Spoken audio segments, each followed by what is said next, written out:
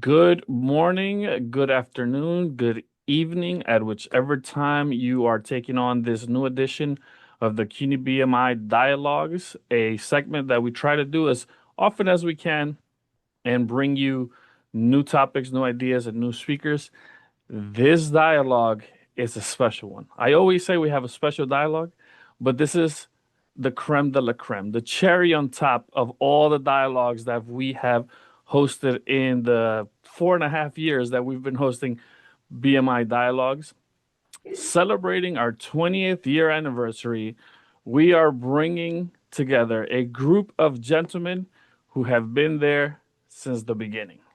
The very first signatures on POs, the very first uh, yes, you can on grants are here. We have our very first original, the OG, as Sean Best called him once, Elliot Dawes, who was the founding director of the founding university director of the CUNY Black Male Initiative, as well as the founding associate director and subsequent director of the CUNY Black Male Initiative, Dr. Jermaine Wright.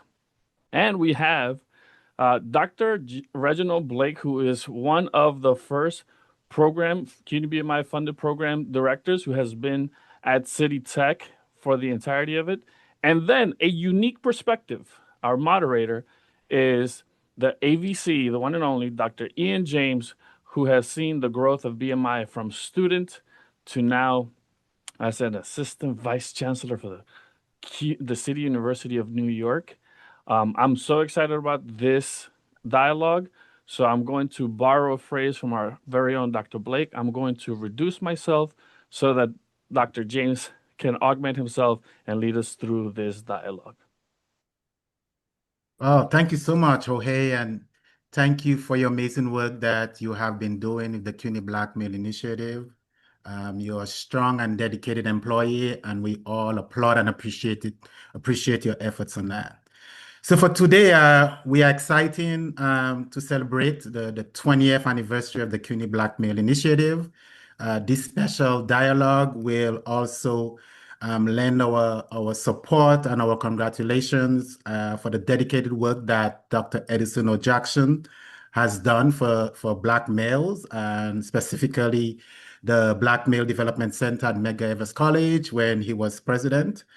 Dr. Jackson will be honored by the CUNY BMI at the 20th annual conference at Medgar Evers College on October 2nd. So my panelists, as Jorge has said, come from a campus BMI director. We have a former executive director, an associate director who become the executive director of the CUNY BMI. So before we begin, I would like each of my panelists to introduce themselves before we get into a discussion. So I will start with the esteemed associate provost at the New York City College of Technology, Dr. Reginald Blake. Thank you, Dr. James. Good afternoon, everyone. It's my pleasure to be here with my dear friends and colleagues, Dr. Jermaine Wright and Dr. Elliot Dawes. It's good to be here to talk with you about this 20th year of existence of this grand program that has transformed the lives of so many of our students. So I look forward to this dialogue and hey, let's go. Let's go. Thank you. Dr. Wright? Thank you so much, Dr. James. My name is Dr. Jermaine Wright, and I serve currently as the Vice President of Student Affairs at Lehman College. And as you've heard, the founding Associate Director of the CUNY Black Male Initiative and the second Director of the CUNY Black Male Initiative. From whence we have come, 20 years. When I began and started with BMI, we were in the present moment thinking about the future. And now we're here at that precipice of that future. And I am excited in the ways in which CUNY BMI has evolved and shaped and increase the number of Black and Latino males specifically, but also underrepresented students within the City University of New York. But the work does not stop here, and there is more work to do. So I'm delighted of where we are, how far we've come, but still a part of this movement to ensure that Elliot has always said this, and I don't want to steal his thunder, that there will be no need for a Black Male Initiative program. Good. And Mr. Dawes? Good afternoon, everyone. Hello, Ian. My name is Elliot Dawes. I am a lawyer by training. I was the University Director of the CUNY Black Male Initiative from 2006 to 2014. I think the university hired a lawyer to be the first University Director of the CUNY BMI program because the program faced significant challenges when it was instituted. And we can talk a little bit about that. And I think in the current political landscape, where there are tremendous challenges to diversity, equity, and inclusion programs. I think that the CUNY Black Male Initiative is a model for how you can create opportunity programs, DEI programs that are consistent with the law, with Title VI and Title IX, and serve many deserving students. Currently, I am the vice president for institutional excellence at SUNY Old Westbury, and I look forward to our conversation. Great. So the first question is sort of like a three-part question. Given the work that we have done in the CUNY Black Male Initiative for the last 20 years, what inspired you to work with underrepresented populations? And was there a personal experience or moment that influenced your decision? And how do your values or identity connect to the work that you do?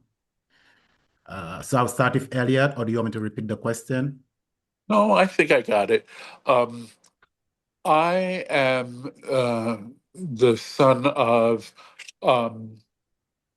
Black working class people. My father, a Jamaican immigrant, was a house painter. My mother, African American mother, was a licensed practical nurse.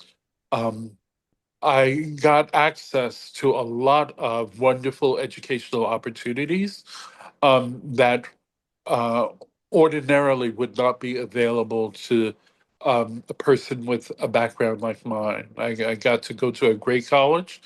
Um, Part of the reason I got to go to that great college is because of affirmative action and diversity, equity, and inclusion programs that provide access and opportunity to people of limited economic means, first generation college students.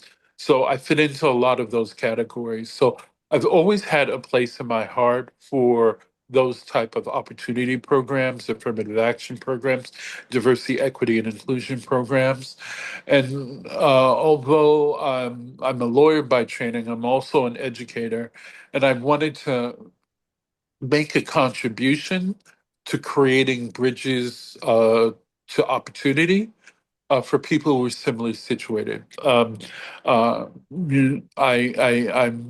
very concerned about the current moment that we're in, where there's such an assault on diversity, equity, and inclusion programs that serve people from low income backgrounds, people of limited economic means, people from marginalized communities.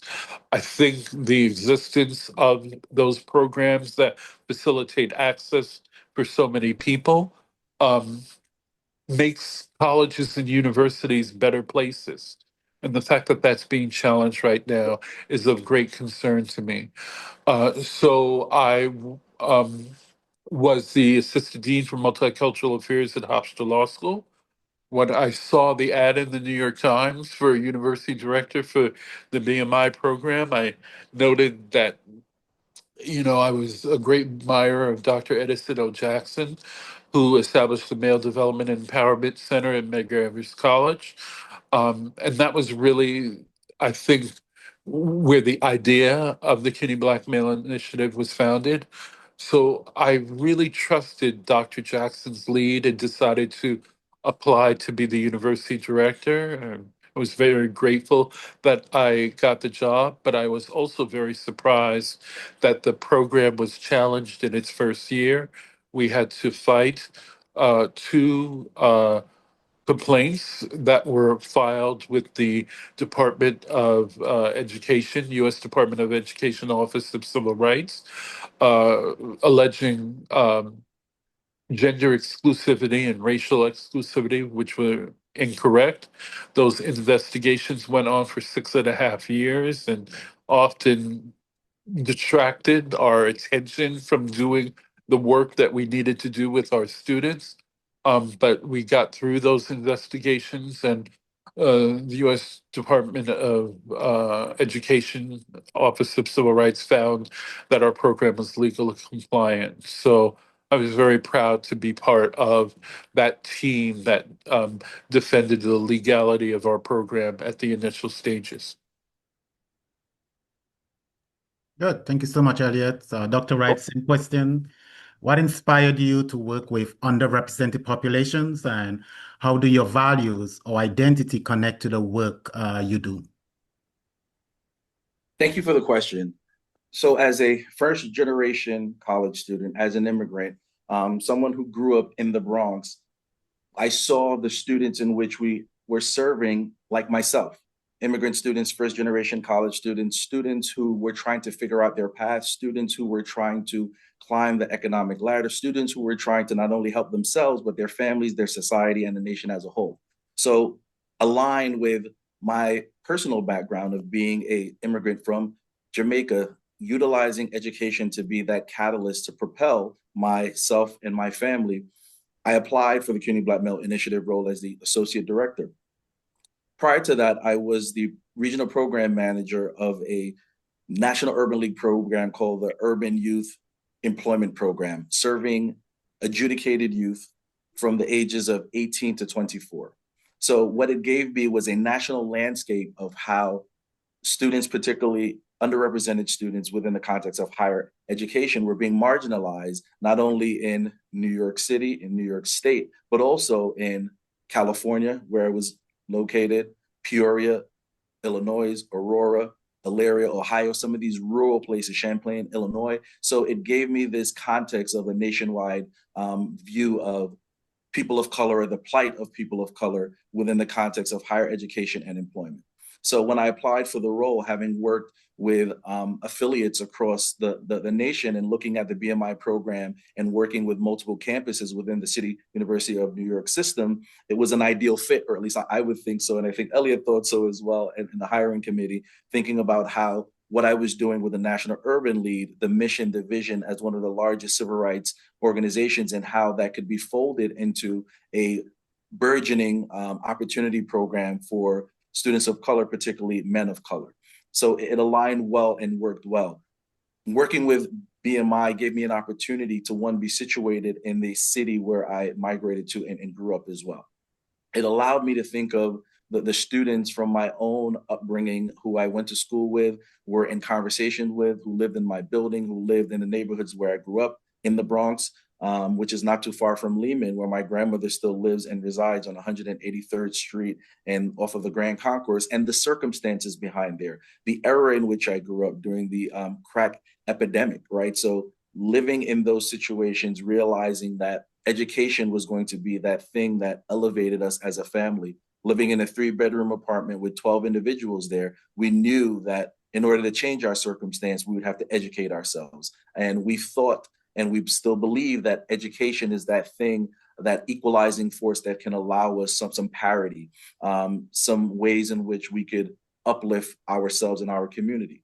Transferring that over to BMI, those are the same things that I saw in the mission and vision of BMI, how to help our men of color elevate themselves. As when you look at the high school graduation rates, our men of color were always at the lower rungs. As we look at graduation rates, that was the same as well. So we literally rolled up our sleeves from the ground up and thought about a programmatic model that could assist in addressing some of the environmental circumstances that our students of color face, in providing mentorship, tutoring, places to vent, social emotional learning, ways in which we can have meaningful dialogue and conversation on how we are impacted by what is going on, whether it is at that point in time, which oftentimes still persists, police brutality, over policing of Black bodies, and what that impact had on our men of color and how they showed up in our classrooms and in those spaces.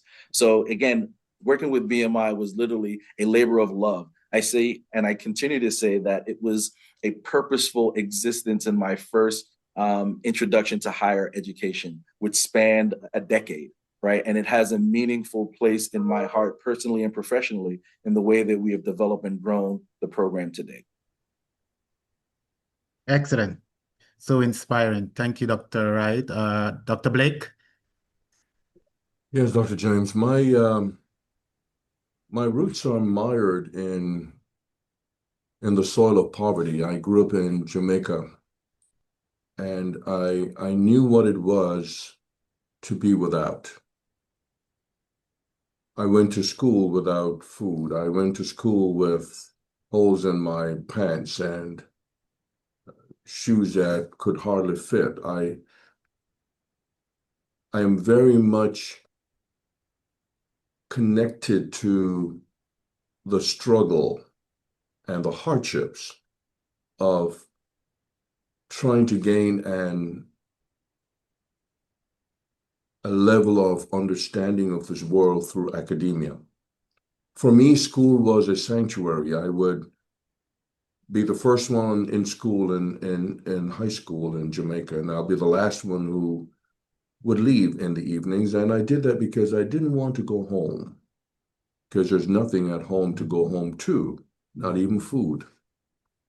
And so that passion, that drive, that understanding is still very much a part of my being. When I came here to this country as a meteorology major and then went into geophysics, and I came to City Tech, and I was asked by our dean to lead this effort at City Tech, the BMI program.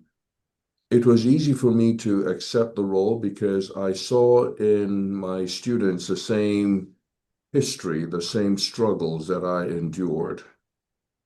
I had ideas about how the pathways could be made straight. I used my experience to be my guide and to be um, the instrument I used to shape the lives of my students. I realized the benefit of mentoring and mentorship. When I came here, I was like a fish out of water, not knowing which way to go. And there's a mentor I found he's from Tobago, Professor Sylvester, who took me under his wings and nurtured me and guided me. And so I benefited from his mentorship and had great experience with it. And so I thought I knew what our students could benefit from to get them to the next level. And so I took my history and I took the mentorship I received, the sculpturing that I received, and I channeled all of that into the students that I had here at City Tech. And for 20 years, I've been doing that. And it's me giving me to my students. It's for me a calling to find ways to infuse my past, my history, my knowledge to my students. I'm not satisfied if I'm not sharing me with my students. Their success is my success. I see myself in them. I feel when they feel. I suffer when they suffer. I can be really touched with the feelings of their infirmities. I know when a student says that they're hungry or there's some food insecurity at home. I know what it means when they don't have monies to get on the train. So I can identify fully with them. And I think that gave me this deeper understanding of what it will take to get down to my students' level and then to build them up, because that's what Professor Sylvester did for me. And so the connection I have with my students is really personal and it's really passionate. It means something to me to be part of their lives. And so BMI gave me the chance to really live out the true meaning of my creed and my existence. Hence why I'm here, and hence why I just, for me, it's like breathing air, just connecting to my students. It's giving myself and giving my all. This is my passion, and that's why I keep doing this. Excellent. So all three of you spoke so eloquently of why you get into this work. How do you measure your success or impact in that role in doing that work? And anyone could take it if you don't mind. Well, I think that um, having an opportunity program or supporting an opportunity program is not only about our intentions, it's also about whether we can get actual support, financial support to support the program. I remember saying to Jermaine all the time, no funding, no program, right? So, um, with respect to the BMI program, I think that there's a very unique history of the extraordinary support that we receive from local politicians who worked through the city council to make sure that there was funding for a program like this. At the initial stages, we were funded at about $1 million. By the time I left, it was from 2006 to 2014. We had a $2.5 million budget. Um, the idea for the BMI program really began at Medgar Evers College under the leadership of Dr. Edison L. Jackson. But I think we also have to acknowledge members of the city council who supported the initiative. Uh, in 2005, in 2006, this was before I was hired, um, the New York City Council's Higher Education Committee, that was then under the leadership of the Honorable Charles Marin, conducted a series of hearings on the status of Black men, the status of Latino men in higher education generally, and at CUNY specifically. I remember under Charles Barron's leadership, two position papers were issued that really called for the creation of the BMI program at CUNY. Those position papers were widely circulated. Um, the support for the BMI program continued under the leadership of Inez Barron, who also was the head of the Higher Education Committee, Adonis Rodriguez, who was the head of the Higher Education Committee. So, at its initial stages, the vast majority of the funding, if not all of the funding for the BMI program, came from the efforts of city council members who allocated funding for this program. I think they deserve a lot of credit for that, for uh, establishing the funding for the program, baselining the program into the city's budget so that we didn't have to constantly fight to have um, our program refunded every single year. Uh, I think that that's important. Throughout my time in higher education, I've learned that, you know, getting support and funding for opportunity programs, for affirmative action programs, for diversity, equity, and inclusion programs is difficult. It's hard.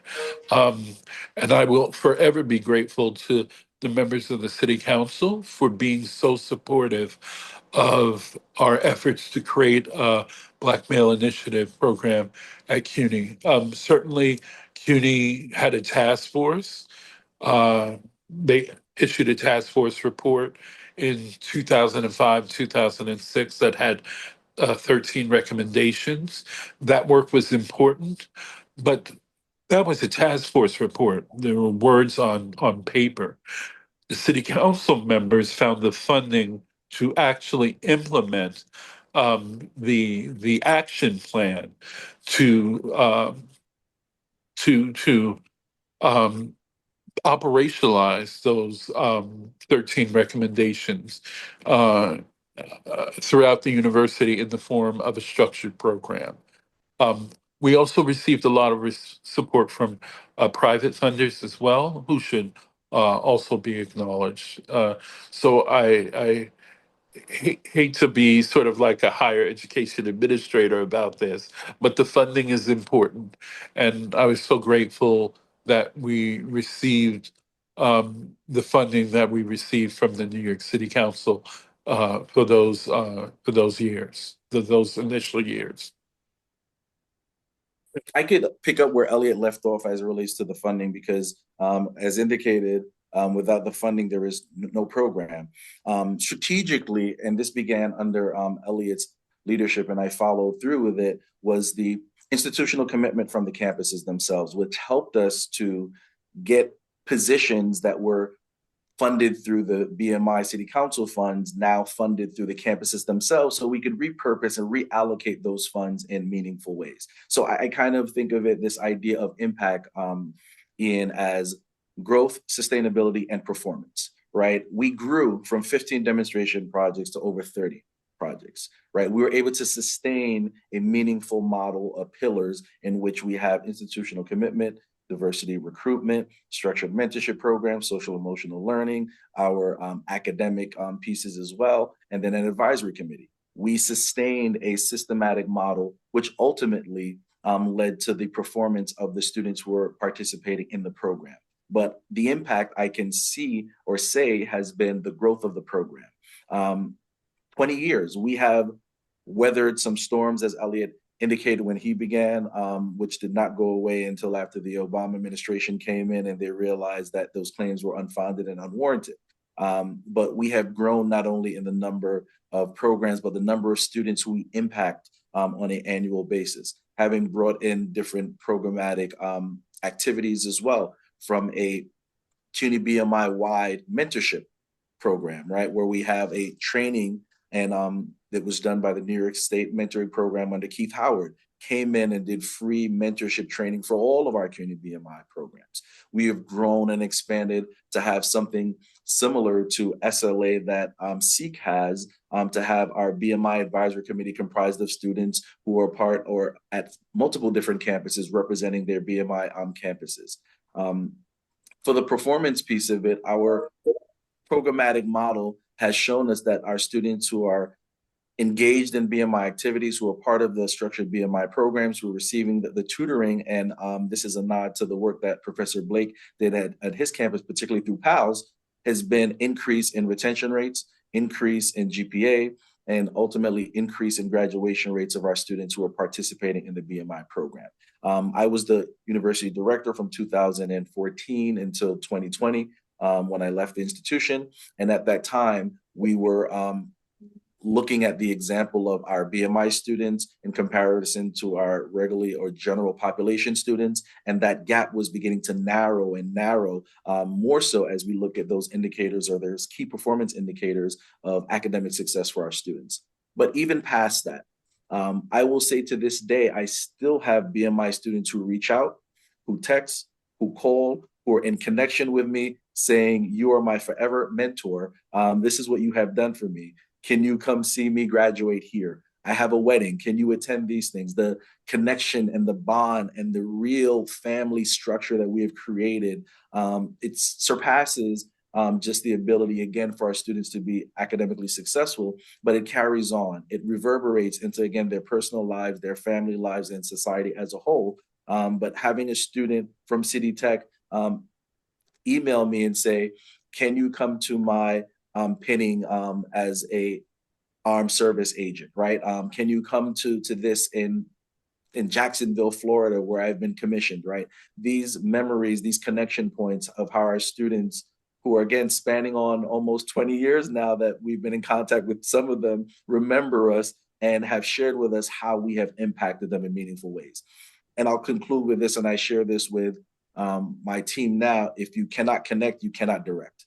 You have to connect with our students first before they will listen, before they will take advice, before we can direct. So that connection point was real. And that's one of the reasons why Elliot, under his leadership, allowed me to kind of set up the site visit structure and some of the reporting elements so that we can connect with the students on the campuses. If I may just follow up with what both Elliot and Jermaine have said. For me, success looks at transformed lives.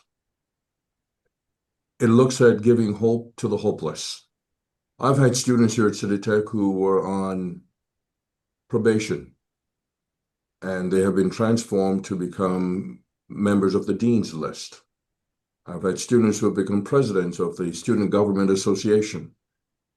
I've had students who were homeless, who stayed over in school at nighttime and washed up in the mornings in the bathrooms before folks would get here. And these are students who have moved on to do bigger and better things in the workforce or in graduate school. So I've seen the transformation that takes place in the lives of our students. And to your point, Dr. Wright, I think that connection is critical, because until you connect, you really can't direct. because you've got to get down to the students' level and feel what they feel and identify with what they identify with so they can believe you and trust you. And once you build that trust, you can then guide. And so I've seen lives being transformed. I've seen our students getting PhDs, students who were struggling. And that's what resonates so well with me because I know what it is to struggle and to see students who have been really struggling, getting PhDs, doing great science, doing great work, going to the workforce, charting new courses. These are Black Male Initiative students, male and female, whose lives have been transformed by the programs and in the interventions we've put in place here, whether it's mentorship, whether it's tutoring, or getting them involved in the community. So that's another piece of our program here at City Tech. Not only do we engage them academically, our students, but we provide them with opportunities to give back to the communities. So you'll find our students going out to clean up a park, or they will go paint a church, or they will be part of a breast cancer walk. So what they have learned here, they take to the communities. And so they see the bigger picture of what scholarship and engagement is all about. So that to me is what success is all about. Transforming the lives of our students so they can play a much bigger role in the bigger world that's around them. Great. Just listening to the successful stories and examples that all three of you have given, I really want to ask this next question, and I will start with Dr. Blake. As the country is witnessing pushbacks against DEI initiatives, how concerned are you about programs like CUNY BMI and other similar programs across the country? Indeed, I am concerned. I'm concerned about the support that's needed from the top to do the work that's needed to be done. But on the other hand, I am somewhat heartened, if you will, and this may seem contradictory, but I'm heartened because I truly believe that the change that we need in our community is a grassroots change. I think for too long we've been looking at this top-down way of bringing change to our communities. And I do believe that we have the resiliency, we have the expertise, we have the people among us that we can do much of the things that we're expecting others to do for us. And so I think this is a time to galvanize our resources. It's a time for what I call a revolution, not one with guns and bombs, but one with ideas that we can get together and say, we don't have all the resources, but by golly, we can still make it. Our foreparents did this. During the civil rights movements, we did this. During slavery, we did this. So I do believe that even though we need federal funds to do the kinds of work that we'd love to do, and we just talked about funding from sources to run programs, all that's necessary. But I do believe that even those funds are not there, we can't just wilter and go away. I think it's a time for us to pool our resources, get back to the fundamentals, and start to work together to make things different. I've been for a decade. I've worked in my church on Saturdays, bringing young people together to teach them how to pass the SATs, to teach them basic math and physics. Those are the kinds of grassroots movements that really don't need a whole lot of money. It just takes commitment and a passion, and for us to get together and to realize that the change that we seek, we already have. Thank you. Dr. Wright, how concerned are you? Thank you. So I am very concerned, but I will echo some of the things that Dr. Blake mentioned, right? Having come from the nonprofit world prior to entering into higher education, working at Harlem Congregations for Community Improvement, what Dr. Blake is saying resonates with me, and that it is the grassroots efforts, right? Thinking back around the role of the National Urban League, the role of Rainbow Push, National Action Network, the role that our civil rights organizations play in the grassroots efforts and the marches and the boycotts and the things that worked in the 60s and 70s, tactics and strategies and just redevelopment into our own communities, I think are efforts, revolutionary efforts, as Dr. Blake indicated, that we need now more than ever. Everyone has to play a role and do their part. I am, and I say this kind of, not in jest or so, but where you live in this nation matters, particularly around this issue as well. Being in New York, we may fare better than others who may be in other parts of the country. Having been on conversation with colleagues who are in Mississippi, Alabama, across the nation, there was a vice president of student affairs conversations to talk about what is happening now, the memo that higher education received regarding woke programs that had to be addressed and looked at and renamed and or dismantled, and the knee-jerk reaction and the chaos and the fear that ensued as a result of which, and having conversations with colleagues that say, if my state government, if my local government is in line with what we're doing, we're okay. We will weather the storm against what's happening federally. So it will take a lot of grassroots interaction. It will take legislators. It will take some of our governmental officials who can talk truth to power and stand up and begin to have those dialogues and conversations in those chambers. But it will also take individuals like us on this call, our students in particular, to continue to fight the good fight, right? As John Lewis has indicated. Will continue to pursue higher education, that there is a return on education, that there are ways in which we can begin to educate ourselves, our communities, and to continue to be in the struggle, right? Because we are resilient, we will see it through. Nationally, the landscape is not a ideal, or it's not a nice one as it relates to how the attacks on higher education has ensued, the onslaught, the reduction in funding, the freezing of funding, the list goes on of things that are happening.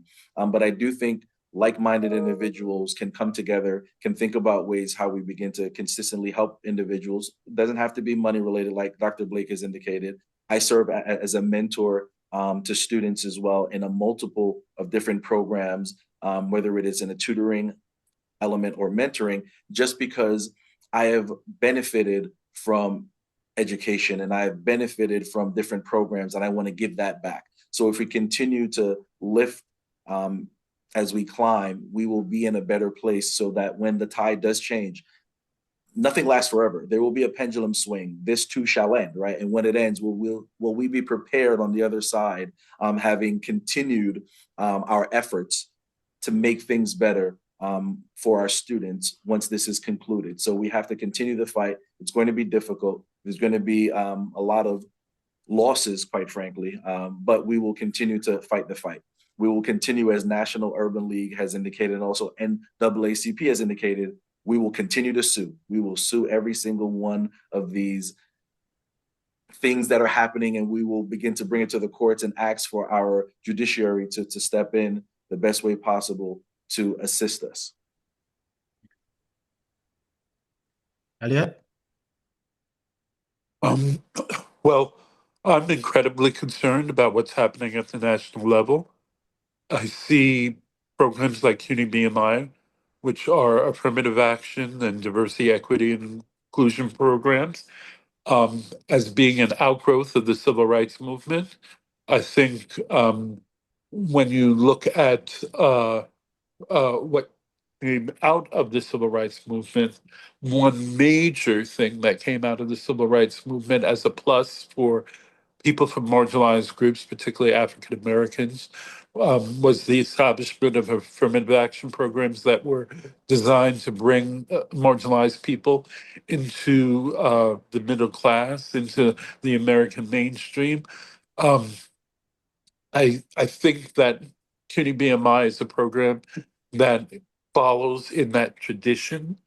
Uh, uh, so the fact that there's a national effort to undermine programs like that is of great concern to me. But as I said previously, we don't have to always depend on what's going on at the national level. CUNY BMI was supported by local politicians who were able to get resources for the program, from state politicians who were able to get resources for the program.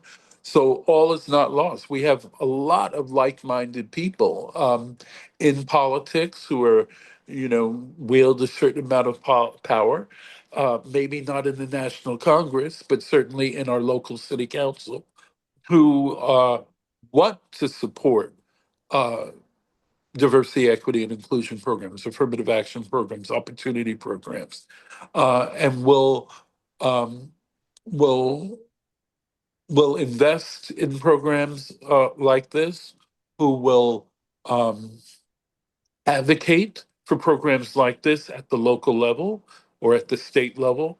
Um, Without that uh, support, I'm not sure that there would be a fully fledged Black male initiative um, at CUNY. And again, that didn't come from national support. That came from local and state support. So now that we're going through a difficult period in terms of national efforts to undermine opportunity programs, um, we have to remember that there are many people at the local and state level who are very supportive of these programs and very supportive of this effort. Um, Also, I think that as Dr. Wright and Dr. Blake were saying, um, the whole idea of relying on a community of people at the grassroots level who support initiatives like this is important. From my initial involvement with the CUNY Black Male Initiative, I was always so impressed with the commitment of women to support the Black Male Initiative at CUNY, particularly Black women, African American women. Many of our project directors at the initial stages were women. Um, my supervisor, my direct supervisor, Deborah Douglas, who I went to with day-to-day problems. Um, she was the executive director of training and opportunity programs and had a wealth of experience in academic affairs at CUNY. And quite frankly, as I was trying to navigate my way through the CUNY Central Administration, protected me in many different ways going forward. It was just an excellent mentor and excellent supervisor. Um, I, I I saw that type of commitment to supporting the program from throughout our community. Of course, the program was open and available to all students, and we made that decision from the initial stages. There were many women students who participated, but it just seemed as if many women from underrepresented groups understood that when you looked at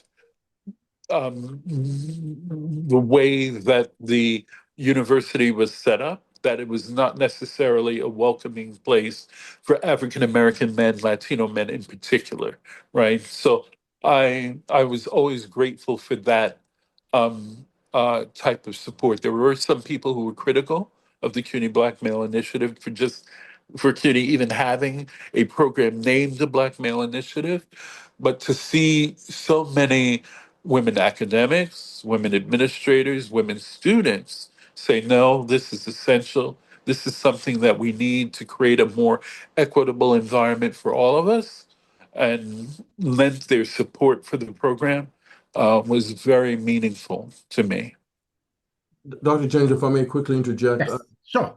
just listening to my dear colleagues here, um, I think what's going on here with the assault on DEI and all of these programs that we have been so accustomed to, I think it may well be a blessing in disguise.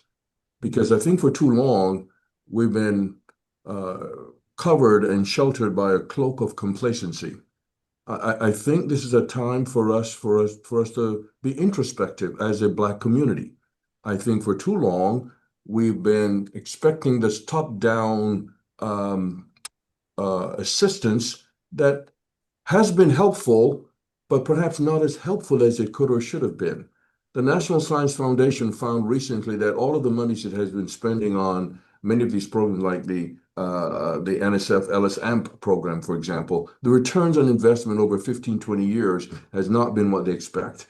And I think that much of the lack of outcome or the outcomes not getting to where we expect them to be is because we have not focused on what's really important. What's really important, I truly believe, is a granular look at what's going on in our communities.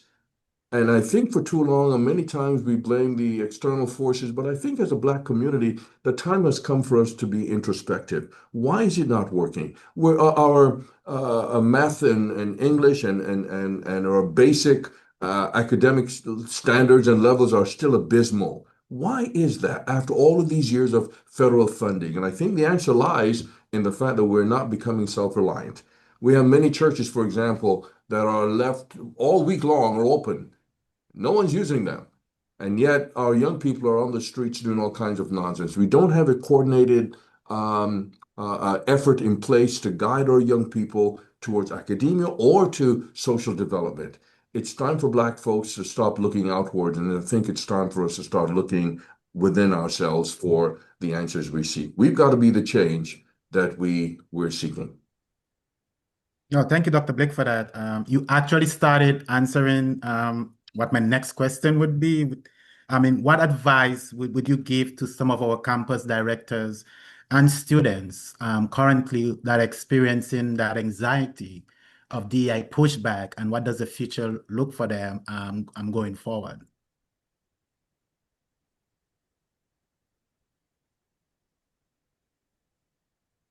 If you want me to jump in, go ahead, Dr. Wright.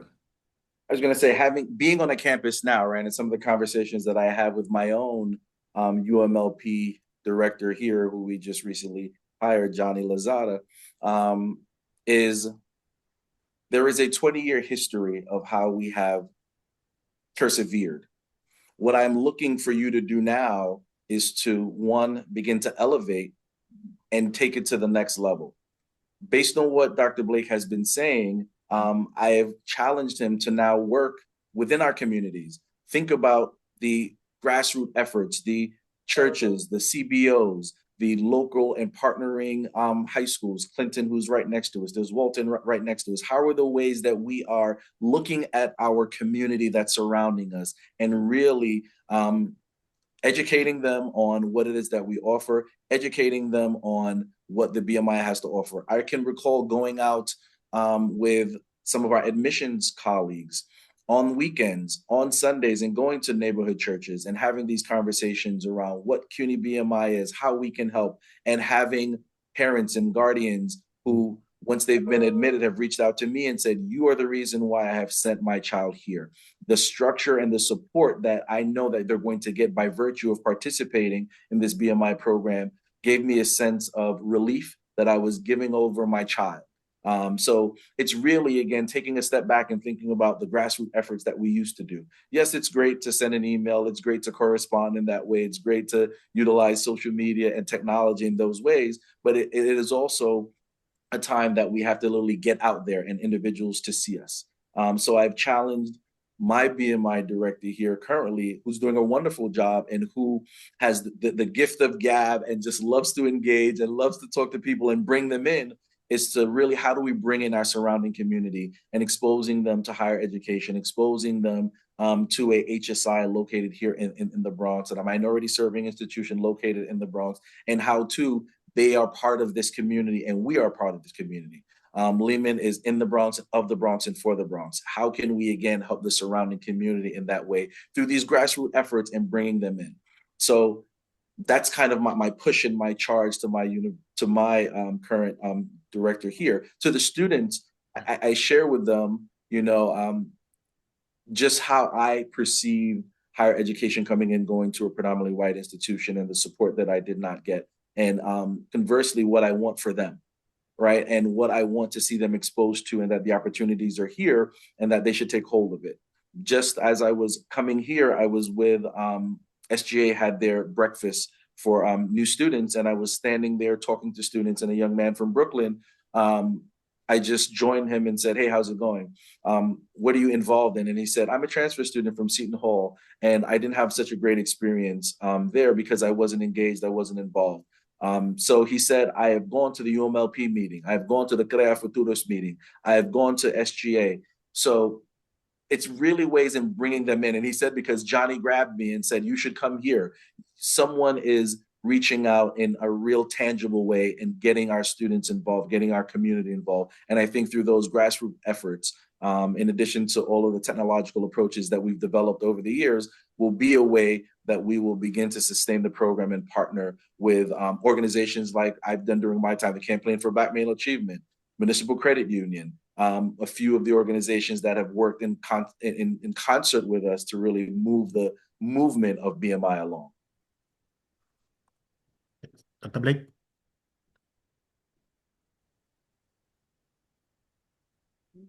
I really believe, Dr. James, that what we need to do, it's really twofold. One is to understand that this mission is bigger than we are, and to also understand that to gain the momentum, to maintain the momentum, one's going to need love.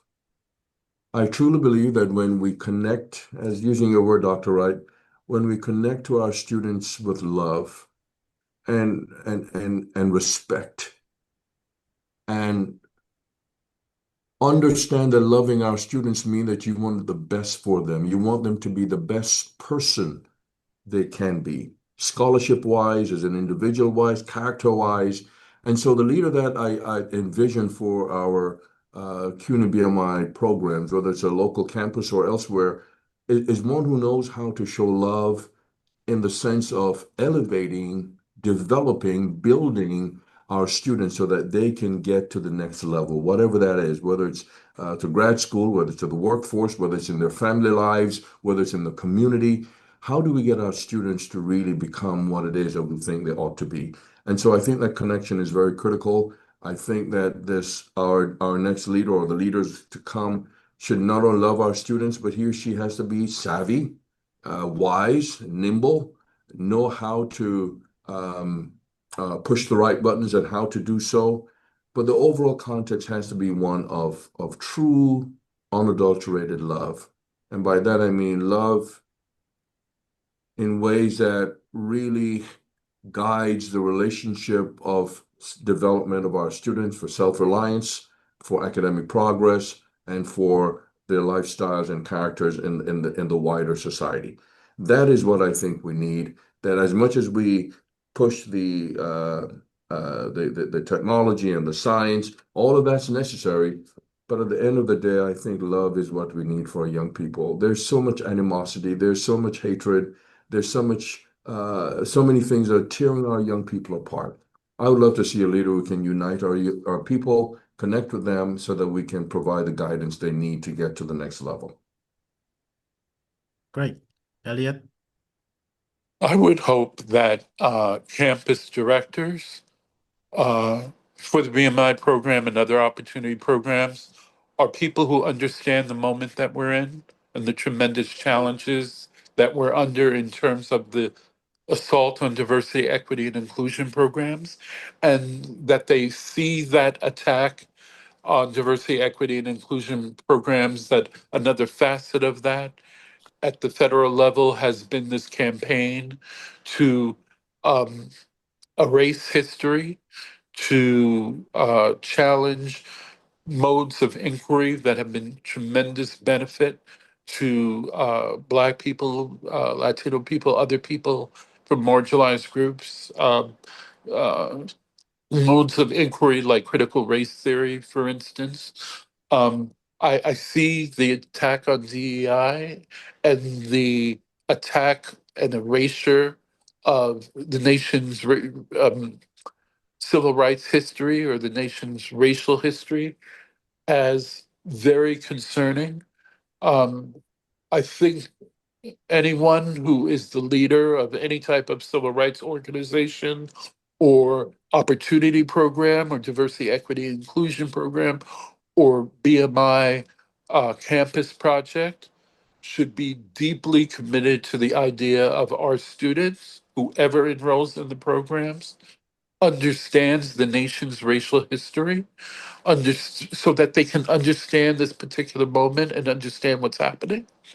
Um, I would be a big advocate of CUNY BMI campus directors who actively advise their students to take African American studies courses, to take Latino studies courses, to take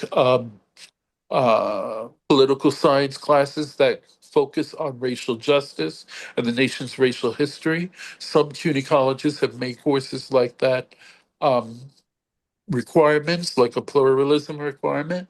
I don't think that that's enough. I think that a lot of even our students, students from marginalized communities, Black, Brown students, don't fully understand the assault on diversity, equity, and inclusion, don't understand the moment that we're in. And maybe some of that comes from our failure, people in our generation, of clearly communicating um, uh, the nation's racial history to our students.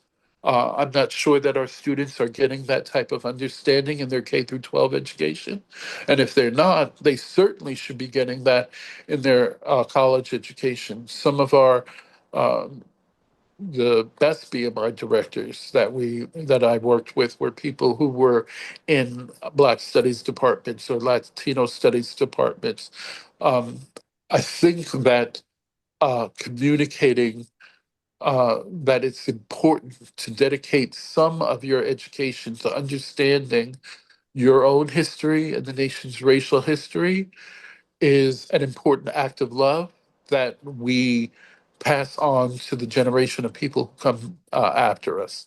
So, if there was one glaring thing that I think needs to be done um, at this time, is that the forces that be, we understand why they want future generations of Americans, including African Americans, to be ignorant of the nation's racial history, right? So, the greatest thing that I think we can do to uh, challenge that assault on uh, understanding the nation's racial history or the erasure of the nation's racial history is to encourage our students in particular to go out and get that information and to provide them uh, with the advisement to do that, to invite professors, particularly from Africana studies programs, Latino studies programs, to be engaged with the BMI projects and to recommend that those students take classes with those professors because this important information about the nation's racial history needs to be passed on. And I think that that's essential for the future of our for the future of our college students. Thank you so much, Elliot. I see our esteemed associate directors on. We have run out of time, but this conversation has been so engaging, so detail-oriented, so much information to share. Thank you for taking the time to share your experience and insights with us.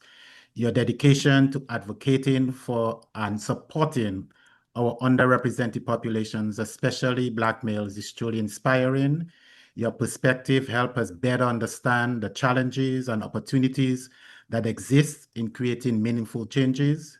We are grateful for your commitment to this work and for encouraging us to think critically about how we can contribute to a more inclusive and equitable society. So thank you, Dr. Blake. Thank you, Dr. Wright. Thank you, Mr. Dawes. Thank you so much. Thank you, Thank you. gentlemen. Thank you so much for your inspiring words. I was in the background taking notes. Things like impact is growth, sustainability, and performance.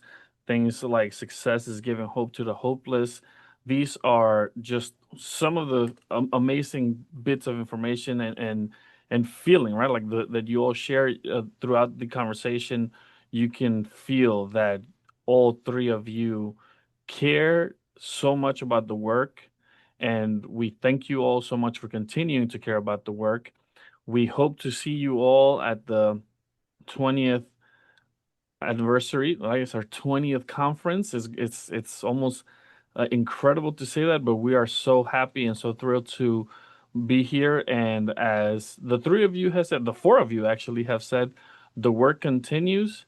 And as the background of our AVC says, we're CUNY strong, but we're also CUNY BMI strong. Thank you all so much.